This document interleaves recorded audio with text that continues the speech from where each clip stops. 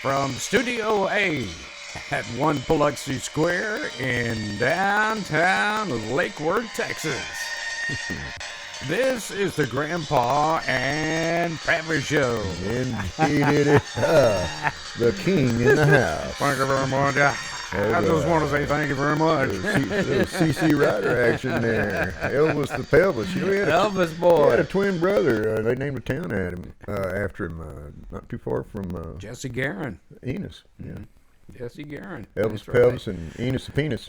Well, we started the program off with different music because Pappy and I have been looking forward to talking about this one. It's the best concerts that we've been to. Yeah. And we just, there's quite a few of them, so I hope you'll bear with us. And chances are you saw the same groups. Now, I don't know if you're the same age as Pap and I, but They're probably much older. during the disc jockey heydays, we got to see quite a lot of concerts, and we can't wait to tell you about them. First of all, right quickly, I know I said that I wouldn't expound on the COVID virus, but and I'm just going to give you a little update because it is still very serious. Indeed it is. Some quick updates, Pappy, if I may. Get on with it. As of late Thursday afternoon, 236,000 cases of coronavirus had been reported in the United States. Good Lord. Unfortunately, 5,100 people have died from that virus here in our country, and I understand there's 2 now from Tarrant County that has passed away. Yeah. And a record 6.65 million Americans have filed for unemployment just last week alone, not the one we're in. And of course, we remain in a shelter-in-place order until further notice. So, Which might be coming a lot later than we realize. So. it could, Pappy. I mean, they keep looking at things, and Just do the right thing out there and take care of one another. well, yeah, sure. I mean, it's a bad thing that's going on. Mm-hmm. But we're not going to bore you anymore with that because you have been bored to death because everything on TV is talking 24/7 about this virus. So we want to get away from that and talk about some things that are a little bit fun to talk about. Something a little more uplifting. Mm-hmm. You know, I mean, well, I think we need that. You know, I mean, We need, do. we need to stay informed, obviously, but I mean, you can hit any channel on with your remote and find that, Yeah, sure. which is exactly what we pull from. So That's exactly right. Without further ado, let's get into it. Let's do this. Let's talk about these shows. You know, before I get started, there was one that I did not put in the script that I thought of that was the best concert I ever saw in my life, and that was the Moody Blues back in 1972 at Dallas Memorial Auditorium. And they, at that time, were touring with the London Philharmonic Orchestra. well, they had an orchestra pretty much everywhere they went. I've seen them once. I saw them with CTA back in the old days, Chicago Transit Authority, better known as Chicago. Mm-hmm.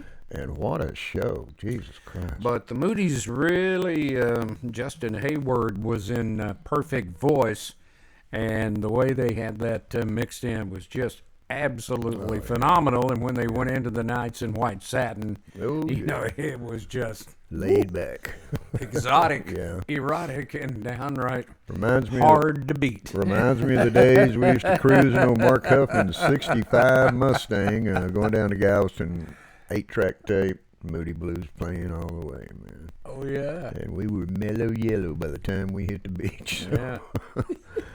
Yeah, and you know, I've been to some. We've been talking about this for a while, and I have been to so many cotton picking concerts. I lost track of it, man.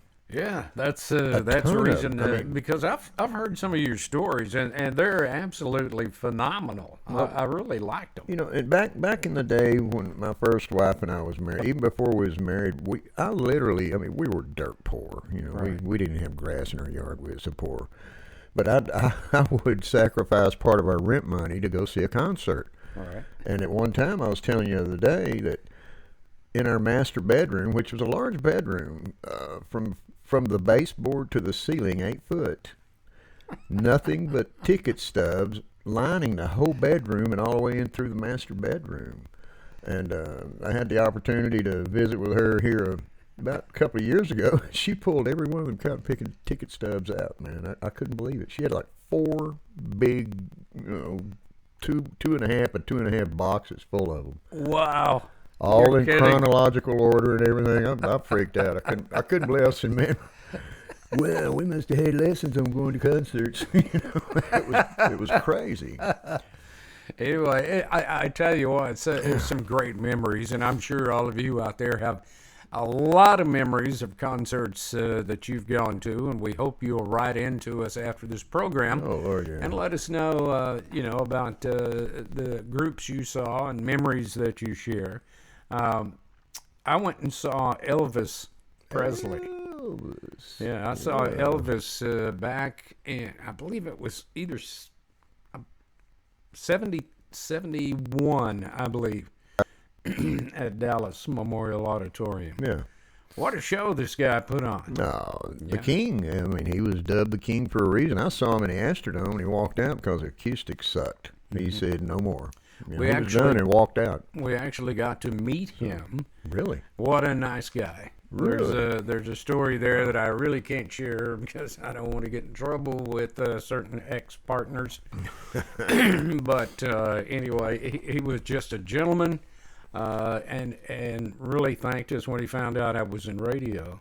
Thanked me for, he said, without you guys, I'd be a truck driver in Memphis, Tennessee. That's right. I mean, he was very generous. He loved the police departments across the world too, I understand. Yeah. He was also, now correct me if I'm wrong, Pappy, didn't Richard Nixon make him an honorary federal marshal? Yeah, and an ambassador to something. I don't know. I mean, he had all kind of acclamations. What an entertainer! Very, very studly guy. Very Good generous Lord. guy. From what I've heard, The fan base that Elvis Presley has then and now is absolutely astounding. Oh, it is. Yeah, there's still a ton. And I never was Like it very real much. big on Elvis. Now my brother, a mean guy. I mean, he was a rough, tough, full of snuff kind of guy. I mean, he loved Elvis. He loved Tough, full of snuff. he loved Liberace, and he loved. Who was the guy that sang El Paso? The crooning country guy. Oh, that's Marty Robbins. Marty Robbins. Yeah. You didn't, or John Wayne. You didn't say. You better be smiling when you talk about all 4 of these guys. Or he'd slap a pop knot on your head. But I didn't get into Elvis until my latter years. And I realized just what kind of a songwriter he was. I mean, I didn't realize he had written that many songs. Well, he's incredible. Yeah, he's written a few. But the one thing that really got me turned on to him was his gospel music. Yeah. That guy could sing some beautiful spiritual music. He could do that. So he was a very spiritual guy. my love for him kind of grew from within, out of the gospel music. But he was a good one. Yeah, and God rest his soul. you also got to go to a concert that was very rare for all of us, and that was the Beatles. Yeah, what little bit of it I got to see. Yeah. In fact, I heard very little of this song. So, by the time we got our tickets and parked and got in, the show was probably a third of the way over, and it was so crazy, so cotton-picking crazy that you couldn't even hear the music. Everybody's going nuts. The girls was freaking out and all this good stuff. So, and the only thing that I can say is I got to go see the Beatles. I was quite young when it happened. Beatles, right here. That's right. On our show. Right in Houston, Texas. I am such a Beatles fan. I'm a Beatle freak. I really am. And you talk about some songwriters, Lennon, McCartney, Harrison. Oh, Lord, yeah. They were all terrific. I mean, terrific. Oh yeah, songwriters. They were a leader in their business. A lot of people go, no, it was the Stones. No, it wasn't. I mean, it might have been over there, but in the U.S., when they hit and created Beatlemania, it opened up a whole new world for rock and roll. It really did. Not that it wasn't around. Well, it started already. the British invasion. It did. It did. And I don't know. It just nothing's been the same since. You know, Yeah. nothing's been the same since. That would have been a hoot to watch. I'm telling you. Well, I mean, Something to remember I all of really your couldn't life, see you know? anything. You get little glimpses and glances in between shoulders. I mean, like I say, I was young. I was probably 13 years old, 13, Right. 14, with my brother. Right. And you couldn't hear the music. You couldn't see anything. I mean, I see more on YouTube than I saw more of the parking lot walking up to the damn place than I did the concert. You know, I mean, Yeah. it was, but I got to go. Well, You know, that's the I main got thing. to go. Yeah. Now you talk about another great songwriter and a really good lyricist. That's Neil Diamond. Oh yeah. I saw Neil Diamond back in the early '70s in Tyler Yeah. when he was just starting out, Yeah. and it was amazing. He had a female lead guitar player that was just out of this world. Hubba hubba. That girl could play, and boy, he just commanded the stage. And I had never, I had just started out in radio, Right. actually in 1971, when I got my first radio gig, and I had not heard really of Neil Diamond. Oh man. And boy, I Incredible. listened to him, and it seemed like from then on, it was one record after another. Well, I mean, and coming from a hard rock background, I had two older brothers that were, I mean, back then it's like heavy metal, the rock and roll, which is easy listening today that we dig, you know, Yeah. classic stuff. And I never was that big on Neil Diamond. A lot of his music played around the house, and I had the opportunity. Somebody gave my wife and I some tickets back then, and we went to the music hall there in Houston. And Lou Rawls, Neil Diamond, and a black soul singer, Nancy Wilson, who Nancy opened the show, Wilson, yeah. who was incredible, yeah. incredible singer. And Neil Diamond came out, and then the Big Daddy come out, Lou Rawls. You know, I mean, they did his entry music, and the minute he hit that mic, you could have heard a pin drop in there. He had, I mean, the audience was like right here. You know, I mean, what? what a show! What an incredible artist it was. And then they did duets at the end, about 30 minutes.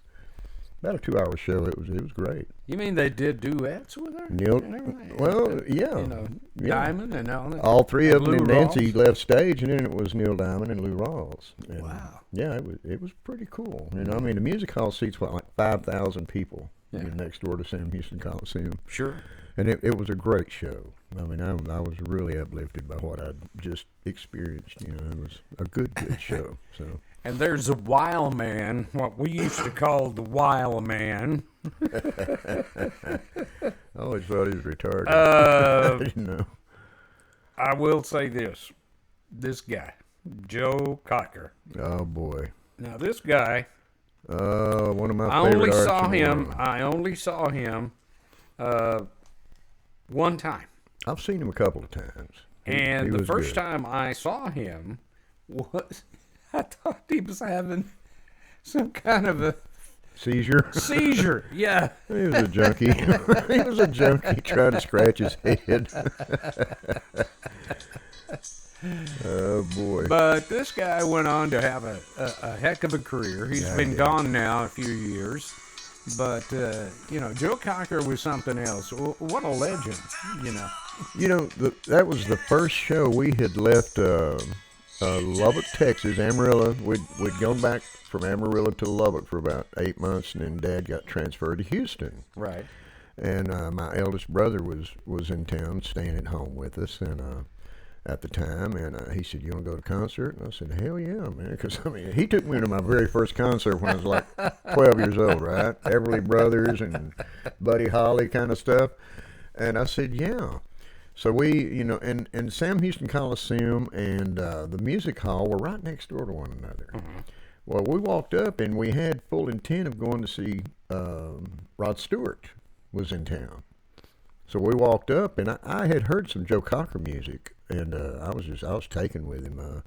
My favorite song back then was Black Eyed Blues. Black-eyed Got the blues. Black Eyed Blues. Have you ever heard that? Yeah, I have. It's a As a badass matter of song. fact. And we stood there, and we're looking at both these. I mean, the windows were like maybe 40 yards apart. You know, and they had the flyers and posters or whatever up. I said, "Ray, I said, let's go see Joe Cocker. He said, okay, man. So we were pretty stoked up, you know. And we went in, and what an incredible show that guy put on, man. It was just a solo act, just Joe Cocker, Chris Stapleton, and it was back in the Mad Dog and Englishman days, you know, yeah. like right after that big tour. Sure, which sure. I mean, which his music was so hard to find back then, you know. But yeah, we were in there. He put on a hell of a show, about an hour and a half worth, and got a lot of bounce for a buck that day. So I've since seen Rod Stewart, and I think back, I'm just glad I went to see Joe Cocker. The guy was incredible. He really just was incredible. Yeah. Another group that I really enjoyed watching was Three Dog Night. I know they were. You've got stories about these guys. Yeah, I went partying with them one time when they were in Tyler, and of course Tyler, Texas closes up at 10 o'clock. Yeah, So down on the square. we went to Longview. Yeah. And had a large time. I bet. And Where'd you go in Longview? Well, we hit the Rio. The Rio? And let's see, I believe we went to the Rusty Nail. Yeah, my old field and office. I'm trying to think of the other one we went to, but it was like 3 o'clock in the morning. I told the guys, I said, look, I got to go. And you get up in about 2 hours there's to a get little ready bit for work. more to the story, but I don't want to get sued. Yeah. But you talk about 3 guys. Now, when they put this group together, they're 3 lead singers. Uh-huh. They were 3 lead singers. There were, yeah. And they paired them up, and they started making magic. Oh, Lord, yeah. And Hoyt Axton Hoyt Axton, really? brought them a song. I didn't Jeremiah was a bullfrog. I didn't know that was Hoyt Yes, Axton. yeah, he How wrote it. cool. You know they made the Rock and Roll Hall of Fame finally this year That's in good. Cleveland, and They should. and Dana Steele, and you're probably familiar with her because you listen to Sirius FM. Yeah. Said that they had to literally search for all the past members of Three Dog Night. Band members. we're Yeah, talking about. band members. Yeah, I mean through the years, I mean there's like 9 or 10 of them. I mean Yeah. some of them have since passed. Yeah. But And they're two going to of the gather all of. three, 2 of the 3 members of Three Dog Night have now passed. You're right, the original band, yeah. But they've had a whole string of people that was involved. Boy, but what great music, commercial music, you could play with Three Dog Night. Now, You couldn't go wrong. Michael McDonald, when I grew up, I always wanted to sing like Michael McDonald. That boy got a pretty voice. He's like Vince Gill, pretty voice. And there was another a group that was just absolutely phenomenal, and that was Fleetwood Mac that you saw. God, yeah. Yeah. You're making my eyelash bat right now. Stevie Nicks, oh my God. OMG. I've seen them a couple of times. They are pretty incredible. Who Pretty wasn't incredible. in love with Stevie Nicks? That's what I want to know. I was the only one. She was mine. She was mine, okay? But Stevie Nicks was so fine. I mean, she was so fine. Finer than a hair on a frog's It's belly.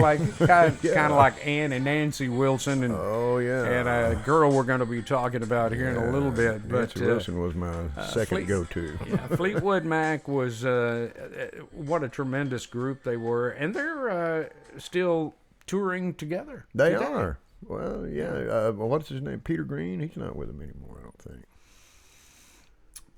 Am I getting the name right? No, Peter Green? no, their lead guitar player. Who'd Peter Green play with? Not sure, but Kermit? it wasn't. Kermit the Frog. That's one of Kermit's, well, never mind. We won't go there. Kermit and the Frogettes here. Kermit in the Peter Green Band. I Yeah, know- but Fleetwood Mac was just, God, incredibly talented. They really were.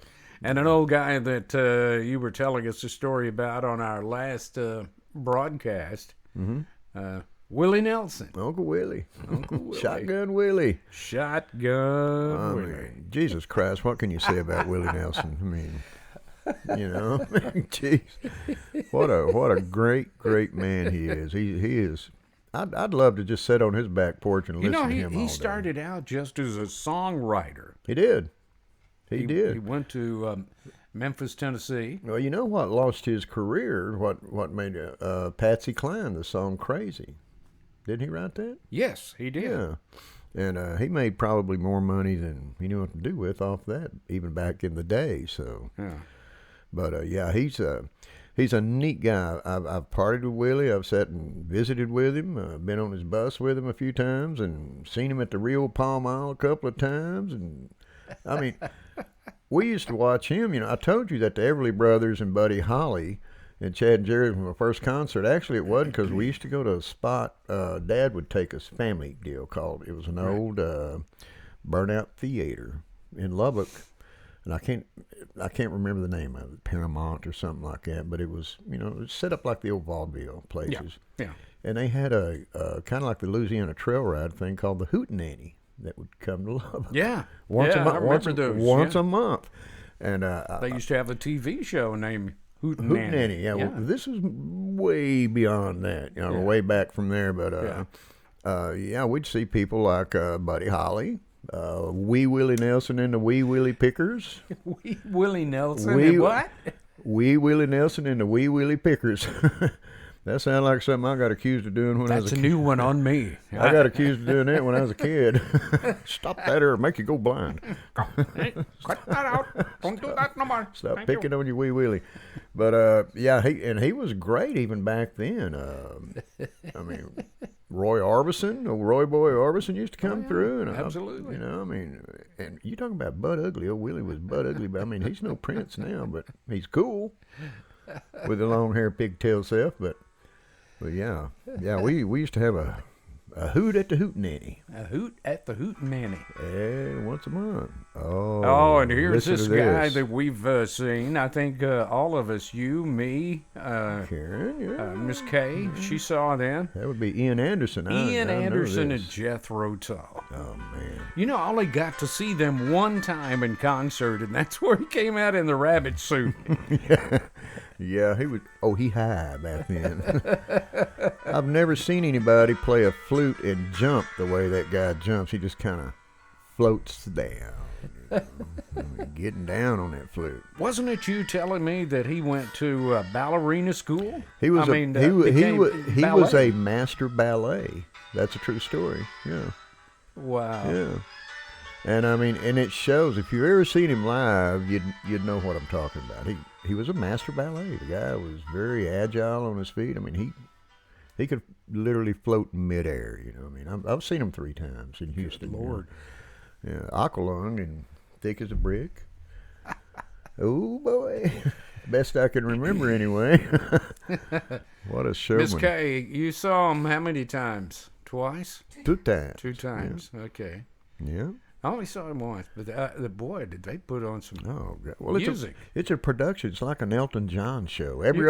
That's correct. Every other song, he'd be wearing something different, and the stage setting would be different. But and it's all choreographed. It is. It's all choreographed. And you never got to see him in the early days. Music field in between. I think the first time I saw him was like 71, 72, something like that. Mm-hmm. There again, Sam Houston Coliseum. Yeah. I bet I've still got feet print going in and out of that place. I've been in there so many times. It's crazy. And the old boy from South Oak Cliff, just south of Dallas, a guy that... everybody take their hats off and put it across your heart. You do. Stevie Ray Vaughan. Oh, yes, my sir. God. I've seen that boy so many times. I saw him in Austin, Texas. The The only time I've seen him live, I didn't even know who he was. Because he hadn't put out anything as far as albums or records or anything like that. But there was a club on 6th Street, and I cannot for the life of me remember it. Which one? Yeah, that's exactly Which correct. one? Yeah. Which one? But anyway, back when 6th Street used to be a cool place to go. We went in there, and all of a sudden, man, we hear this music, and we go back in there. The loudest I had ever heard in my life. It took a week for my ears to quit ringing, but I was mesmerized.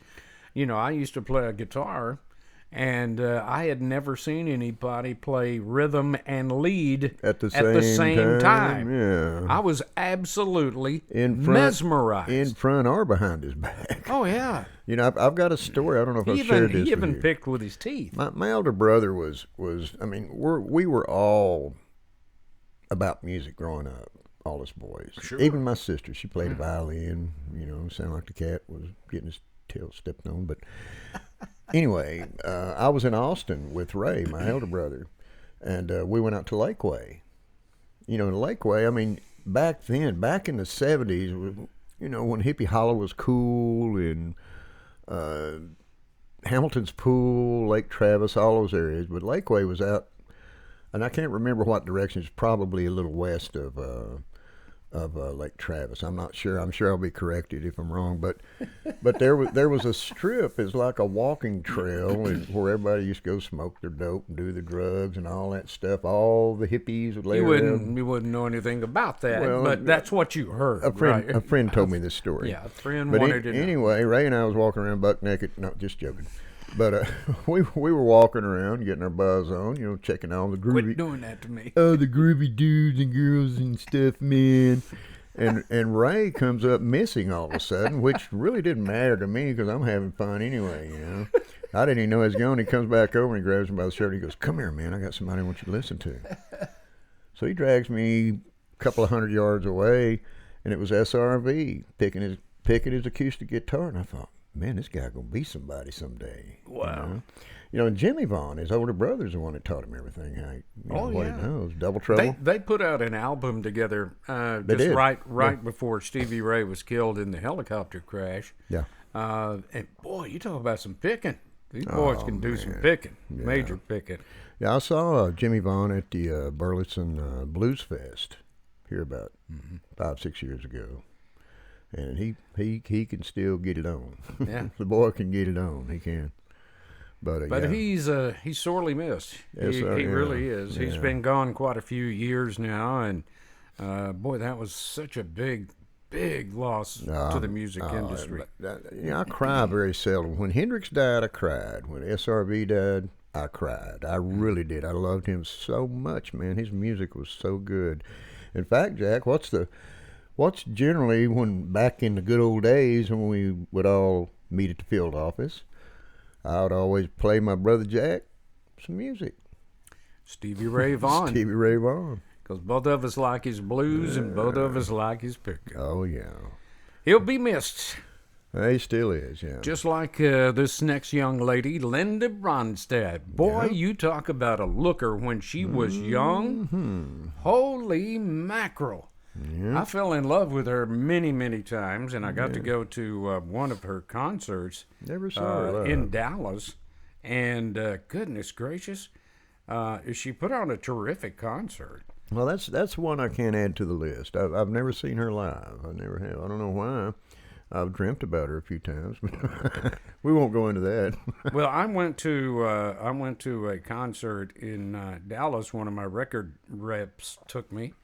And it was so good. They let us go backstage to meet her. Really? Yeah, and she came out on the stage with a kimono dress on. Yeah. And about the third song, it ripped on the side. My. She just stopped the band. She said, "I seem to have had a little problem here. Yeah. Anybody got any safety pins?" Yeah. And I swear there was 9,000 safety pins thrown up there. And she reached over and grabbed a handful, and she said, "I'll be right back." She went on the opposite end of the stage where I was, and of course she had 3 or 4 people there getting her all put back together, and she came out and gave just a great show. So my record rep says, now this is about 1 o'clock in the morning, and I was doing the morning show in Tyler, Texas. Yeah.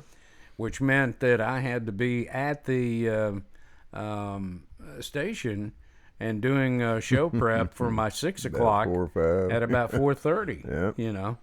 And it's an hour and a half drive from Dallas to Tyler. Oh boy. So anyway, I waited and I waited and I waited, and it was about 1:30, and I said, "Guy, I just can't wait any longer. I got to go home. I got to go get on the couch here in the studio and sleep for a little bit before I do my show." About that time, she walked in, and she had some short shorts on and a crop top. And I said, "Well, maybe I can wait just a little bit longer. Not call in sick today." And this is not on the list. I mean, not to skip tracks, but Talking about female artists, my favorite female artist by far has got to be Bonnie Raitt. Yeah? Yeah, I saw Bonnie Raitt with Eric Clapton one time, and I was stupid, unsleepy for 3 days. What a show they put on. Well, Linda is suffering from Alzheimer's. That's what I heard. And she, God rest her, God bless her, she doesn't have long for the world. She's suffering quite. Oh, that's sad. That's and lost that beautiful voice about 5 years ago. Yeah. So, anyway, what a legacy. Yep. And the next guys, the guys that all three of us have seen in concert, and that would be the Eagles. Yeah, the Eagles. Yeah. Oh, my God. Well, you know Don Henley, he's an old East Texas boy. Yes, he is. He's from, Pittsburgh. Yeah, down around Longview. Yeah, he lived down the street from Sissy Spacek. You know she's from Pittsburgh, too? No, Sissy was from Quitman. I know that for a fact. Well, somewhere out there. Yeah. She couldn't sing worth a crap, but she was cute with freckles and stuff. But, yeah, I met Don Henley at a Longview Mall.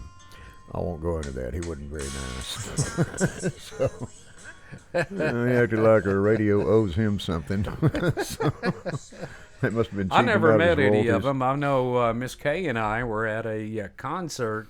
This is before we married, before we knew any of each other. Right. We were at the Cotton Bowl. Yeah. And it was a prelude to Willie Nelson's 4th of July picnic. Oh, boy. But it was in the Cotton Bowl. Been to a few of those. 25,000 people there. Wow. And it was so hot. Mm-hmm. How hot was it? I mean, it was brutal hot. Yeah. That's back when the Cotton Bowl had AstroTurf. Oh, good. And it was like what would you say, Karen? Maybe 102 degrees outside? It was stripped down naked hot. Yep, stripped down naked hot. And it was so hot, they got the fire department to start spraying the crowd down with water that sounds to cool very them off. familiar to me in the Dallas area. Yeah. And I was backstage, and they had the big fans and everything going, so it was hot, but I wasn't as miserable as the rest of them. Kind of like Texas Jam hot, huh? Yeah, every Jesus kind of drug Christ. and alcohol you would ever want was back there in the backstage. We saw the Eagles and a number of other groups, some that are on this list, but. Anyway, it was a great concert. We really enjoyed it. I've seen them 3 times. Twice full band, full stage, loud rock and roll, but probably one of the most enjoyable times I've ever been to a concert was when they did the all-acoustic tour here a few years ago. I heard that was good. I never got to see it. Man, these guys are not just musicians. I mean, they're incredible vocalists, all of them. You know, when they added Joe Walsh with them, that's just because I'm a big Joe Walsh freak. You know. Now Randy Meisner started out with that group, right? He did, yeah. Before he broke off. Yeah. In fact, I almost got a chance to score some tickets to see him with Vince Gill. Oh, really? Yeah, Vince Gill has been sitting in with him since the loss of a beloved member. So. Yep. But yeah, they. You can't get any more top shelf than the Eagles. They're incredible. Well, incredible artists. The next two we're going to be talking about has drawn all kinds of comparisons as the greatest rock and roll band ever, and of course we're talking about the Rolling Stones first of all. Now you saw the Stones. I've seen them 3 times. Yeah. Yeah, we had tickets to go see them. We had to stand in line overnight at Jefferson Stadium there in Houston back in the 70s to get a armband to go stand in line the next day overnight to get a ticket to come back the next day to stand in line all damn day to get in to see them. And unfortunately, the part we got to see them twice on that tour. They had 3 shows, so we had tickets for the first 2 shows. First show, my middle brother got all messed up and miscombobulated and all that. We had to carry him out about Lost halfway in through space. the show. Oh, he was. But the second show, we went back. My ex and I went back by ourselves, and it was pretty phenomenal. Well, the Stones have been around forever, Yeah. and they have done such a great job. Yeah. But I'll tell you, the band, in my mind, it's the greatest rock and roll band of all, is the guys called Led Zeppelin. Yeah. Seen them 4 times, buddy. I've spent a lot of money to see them. These guys, John Bonham and Robert Plant. Yeah, Robert Plant, yeah. Yeah, they're incredible. They put on a loud, crisp, clear show every time. And you talk about songwriters, too. Yeah.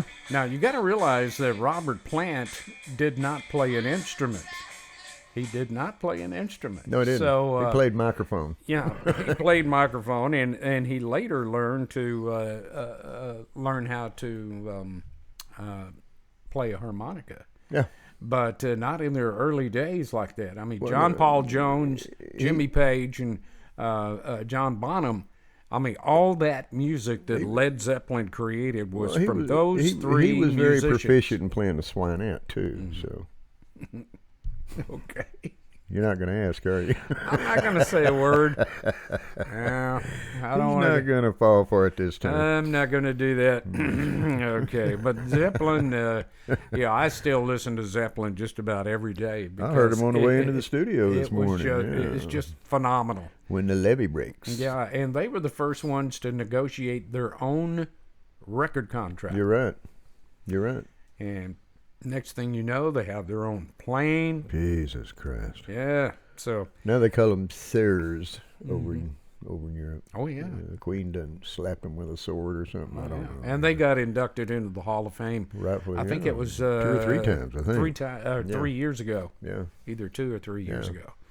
Yeah. Well deserved. Yeah, just like Eric Clapton. He's fixing it. He got inducted, I believe, I stand corrected, but I believe he got inducted again this year, which would make 3 times for him. Wow. That's incredible. Wow. That's incredible. Yeah. Another group that made a lot of great music when we were on the air is Bad Company. Oh, yeah. Those guys were very, very talented. Saw them with Humble Pie. Yeah. Humble Pie. Yeah, Humble No Pie. kidding. Black Coffee. Huh. Yeah, Bad Company. Good band. Good band. They're still around, but they're not doing any recording. What was their lead vocalist name? Peter Rogers? No, Rogers is his last name. Yeah, his last name's Rogers. I can't remember his first name. Yeah. It seemed like You everybody- guys are probably we, would know. we suffer from CRS a lot at our age, but he toured. Paul Rogers. Paul Rogers. Paul that's Rogers. it. Yeah, he still tours. I mean, he gets around. He gets around. I saw him in Corpus Christi with some friends when I was living down in Rockport, and he can still get down with it. But he sings all his old classics and stuff. You know. Wow. Yeah. And he's been with 3 or 4. God, I don't know how many bands he's been with. He's an excellent vocalist. Oh, good Lord. the Yeah. guy What a can- vocal range the guy's got. I mean, it's he's like a amazing. seven range vocalist, something like that. I don't know. It's funny. They were good. Little guy. They were good. And a guy that we lost, unfortunately, last year, which was a big shock to all of the music industry, and that was Tom Petty. Tom Petty and the Heartbreakers. This guy, most of his records were basically they had the same beat, They did. but there we go. Oh, hell yeah. Oh, my. Yeah. Turn it up a little bit Time there, to Mama. put on your party There dress. you go. What a great band he had. Yeah. Got a story about old Tom Petty. Talk to me. I lived in back when I was prior to Homeland Security, lived over in New Zealand, and had a girlfriend over there, and we scored some tickets to go. We lived on the North Island, of course. Auckland was on the far North Island. Yeah. Far north on the island, North Island, that is. But we had tickets. 2 shows we went and saw. One was Bee Gees, which is incredible. But the other one, I never saw those guys. What a talented. They're badass. There was 300,000 people at that show. Excuse me? And I ran into a set of twins that I went to school with in Lubbock while we were waiting to get in line to get into that show. I could not believe it. But getting back to Tom Petty, he was on tour with Bob Dylan. And these guys are so messed up. It was the biggest nasal fest I'd ever been to in my life. You didn't know who was taking the lead on the vocals. I mean, the music was crisp and clear, but they were singing out of their nose so much I couldn't help but laugh. But I thought, irregardless of what they sound like, it's kind of like seeing the Beatles. Hell, I was there in New Zealand and got to see them together. It was crazier than hell. Man, what memories, memories. Lord, but yes. Tom Petty's music, a lot of it had the same beat, the same chords. It did. But man, did he make a great living. He was a good songwriter as well. Yeah. The guy, he made common sense in his lyrics. He was kind of like John Cougar Mellencamp, who writes a lot of his songs, but his songs are kind of like Bruce Springsteen's and Cougar's. Yeah. It's about where they grew up. Yeah. And that's pretty cool. That's pretty cool. He'll be missed. Songs of life. Certainly one of those guys that'll be missed. His music lives on. Yeah, and all of these, all the people we've talked about, their music lives on. Yeah. Oh yeah. Oh yeah. So Here I we got go. to see them one time. Yeah. Of course, we're talking about Deep Purple here. Deep Purple. Yeah. Yeah. Smoke on the Water. Saw him with Marshall Tucker. Every guitarist has got to learn to play that beginning riff. Yep. You're not a guitarist unless you can play the Deep Purple Smoke on the Water. Or the intro to Stairway to Heaven. That's exactly correct. That's a fact. Well, I got to see Deep Purple in Tyler. Our station brought them into Harvey Hall there, and they were really good guys. They put on a heck of a show. Yeah. The show started 30 minutes late, though, because Oh boy. one of the band members was pretty stoned. Yeah. And they Go had to- figure. They had to get him to where he could remember things, Yeah. and the crowd was getting really restless. But once that's the first song they let out with, and the crowd, they were booing and all this stuff, and because having to wait. And then, they were behind the curtain and they start that music. Yeah. The crowd went They nuts. got over it real quick, huh? Curtain came open. Yeah. And even though it's not on this script here, the last band I want to talk to is your favorite, ZZ Top. Yeah. Yeah. A little known fact. Do you know what they were called before they were ZZ Top? What's that? The Moving Sidewalks. True story. The Moving Sidewalks. When they started moving around, Frank Baird, their drummer, who I know, I don't know him well, I know him good enough. Yeah. I know that back in those days in Houston, when I was living there, they used to play house parties. They'd wait till Mom and Dad was gone, come wreck their damn house and befoul their swimming pools and all that good stuff. But great guys. I've met and visited with the Reverend Willie G a few times, and great guy. Yeah. The one person I really never met was Dusty, but Frank, I know him fairly well. He's a pretty cool guy, typical drummer, wild as a crap house rat. But yeah, what a legend those guys have become, though. a little band from Texas, man. And everybody knows when that song starts, LaGrange, because Absolutely. Everybody, they'll hear it and they'll go, That's right. Even my wife does that. That's right. Yeah, they were a great. Even to this very moment, they're a great band. They're still touring. They're on their 50th anniversary of touring, something like that, or 60th. Yeah. What is it, 50th or 60th?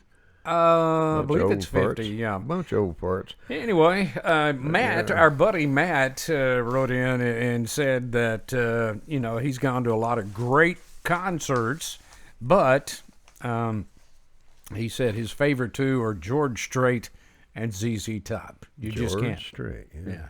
Yeah. Well, you can't beat ZZ Top. They are. Well, you can't beat George Strait. What a concert! I met him. I met him when I lived in Rockport. They had a place out on Key Allegro, a little peninsula. Yeah. In fact, he owned two houses. Him and his beautiful wife.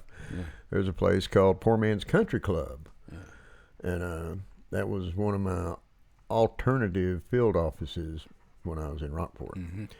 I was sitting there having a beer and talking to a friend of mine. I looked over and I kept seeing this little short guy. He's a little guy, George is. He's a little bitty squirt. Had his ball cap pulled down about the top of his ears. I thought, man, I know this guy. Where do I know this guy? So I tapped old Been there, done that. I tapped old Tommy on the arm. I said, "Who is that guy over there, man?" He said, "You don't know who that is?" I said, "No, but I know him from somewhere." And he goes, "Hell, that's George Strait." And I said, "Shut up." And sure enough, it was. So I went over and introduced myself to him. I mean, I'm like you, I'm not going to miss a moment like that. Yeah. Said he comes in here all the time, I mean, kind of like the Copelands in the field office, They're just there. Nobody bothers them, I mean, and he'll sit and BS with you all day long, I mean. But just a neat guy, And I saw him at the Houston Livestock and Rodeo Show a couple of times, and what a great entertainer he is. Really You're right, man. The guy is.